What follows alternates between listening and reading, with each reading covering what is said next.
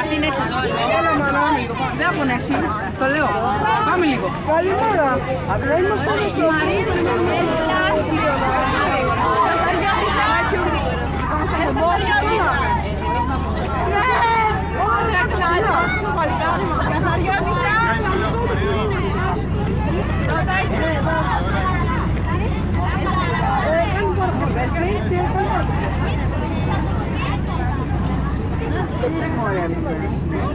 Άρα θα φεύγουμε τώρα. Ναι, κάτι αυτό. Να με αυτό θα Νομίζω ότι έπιζα. Χωρίς το λίπο σκάσω. Πρώτη να φτάσω. Όχι ρε μάνα, ίσα πιτάκι. Αλιμαδάκι. Γραμμή να βλέπω. Εγώ ήμουν εδώ ρε πλακά. Το πρωί.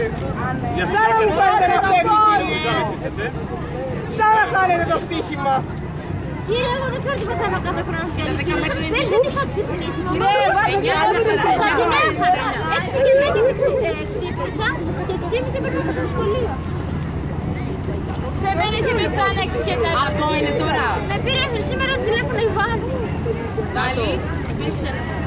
Αγγελικά συστέμες στα χαλισμένα, Δεν έχω ξέπιο χαλισμένο. Και τα κλίματα, Μισό κύριε, να το βάλουμε στη σαντούλα. Κλείδωσε κιόλας. Σαντίξο.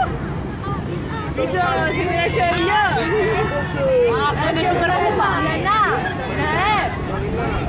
Μπορεί να είναι. Άκου, άκου. Το δικό μας είναι πιο ωραίο. Πάρα πολύ. Ήρθε εδώ σούπερ ίστομα. Δείξτε μου πρόσωπο.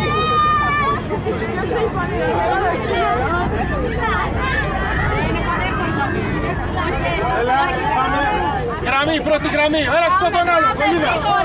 Γρήγορα. Γρήγορα.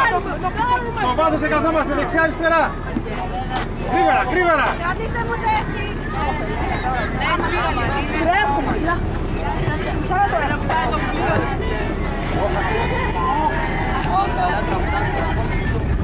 Έλα.